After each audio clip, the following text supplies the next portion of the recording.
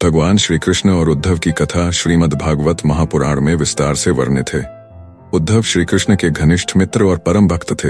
वे श्री कृष्ण के आत्मीय सखा होने के साथ साथ उनके विचारों के प्रति पूर्ण समर्पित भी थे। यह कथा हमें प्रेम, भक्ति, ज्ञान और वैराग्य का अद्भुत संदेश देती है।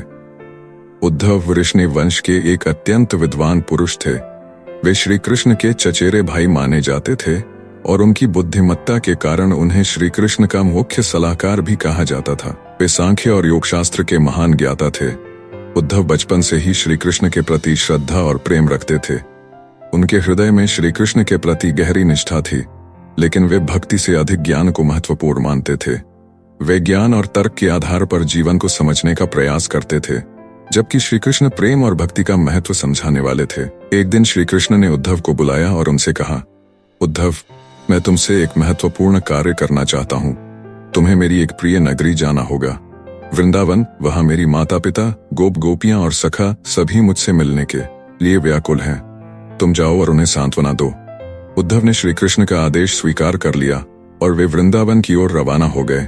वे सोच रहे थे कि ज्ञान के माध्यम से वे वृंदावन वासियों को जीवन का सही अर्थ समझा देंगे और उन्हें श्री कृष्ण के विरह से मुक्त। जब उद्धव वृंदावन पहुंचे तो उन्होंने देखा कि वहां का वातावरण श्री कृष्णमय था। प्रत्येक गोपी, प्रत्येक वृक्ष, हर जीव श्री कृष्ण के प्रेम में डूबा हुआ था।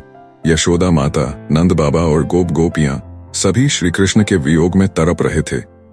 उद्धव ने गोपियों से ज्ञान और योग के महत्व पर चर्चा करनी चाहिए, लेकिन गोपियां हंसने लगी। एक गोपी ने कहा, उद्धव जी, हम योग और ज्ञान नहीं जानते, हमें तो केवल कृष्ण का प्रेम चाहिए। हमारी आत्मा, मन और शरीर सब उन्हीं में लीन है।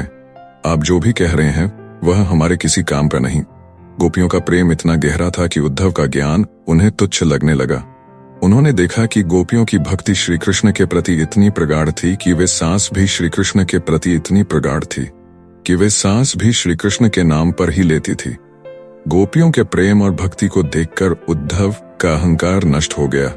वे समझ गए कि केवल ज्ञान ही नहीं बल्कि भक्ति ही जीवन का सबसे महत्वपूर्ण मार्ग है। उन्होंने श्री कृष्ण को पत्र लिखा, हे माधव, मुझे अब ज्ञात हुआ कि प्रेम ही सच्चा ज्ञान है। गोपियों का प्रेम अद्वितीय है। मैं स्वयं भी आपकी भक्ति करना चाहता हूँ। कृपया मुझे भी अपना भक्त बना लीजिए। इसके बाद उद्धव ने अपने सुंदर वस्त्र उतारकर साधारण वेश धारण कर लिया और वृंदावन में ही रहने लगे। उन्होंने गोपियों से प्रेम और भक्ति का पाठ सीखा और श्री कृष्ण को सच्चे हृदय से समझा। कुछ समय बाद उद्धव वापस द्वारका लौटे और श्री कृष्ण के चरणों में गिर पड़े। उन्होंने कहा, प्रभु, मैं अब जान गया हूं कि भक्ति ही सर्वश्रेष्ठ साधना है। मैंने गोपियों से प्रेम और समर्पण का सच्चा ज्ञान प्राप्त किया है। कृपया मुझे अपनी भक्ति में स्थान दे। श्री कृष्ण मुस्कुराए और बोले कि उद्धव, यही सत्य है। भक्ति से बड़ा कुछ भी नहीं। ज्ञान और तर्क मन को बुद्धिमान बना सकते हैं, लेकिन भक्ति आत्मा को परमात्मा से जोड़ती है। जब श्री कृष्ण का द्वारका लीला समाप्त होने का समय आया तो उद्धव अत्यंत व्याकुल हो उठे। उन्होंने श्री कृष्ण से कहा, हे प्रभु, जब आप पृथ्वी से प्रस्थान करेंगे तब मैं क्या करूंगा? मैं आपके बिना कैसे रहूंगा? श्री कृष्ण ने उन्हें सांत्वना दी और कहा, उद्धव, तुम हिमालय जाओ और वहां ध्यान और साधना करो। वहां से तुम्हें आत्म साक्षात्कार होगा और तुम मेरे सानिध्य को अनुभव करोगे।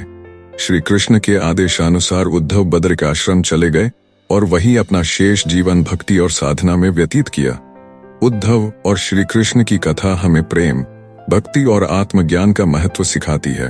यह कथा बताती है कि तर्क और बुद्धि के स्थान पर जब हृदय में प्रेम और श्रद्धा होती है, तभी ईश्वर से सच्चा संबंध स्थापित हो सकता है। उद्धव का यह रूपांतरण हमें प्रेरित करता है कि हम भी अपने जीवन में प्रेम और भक्ति को स्थान दें, ताकि हमें भी ईश्वर की कृपा प्राप्त हो सके।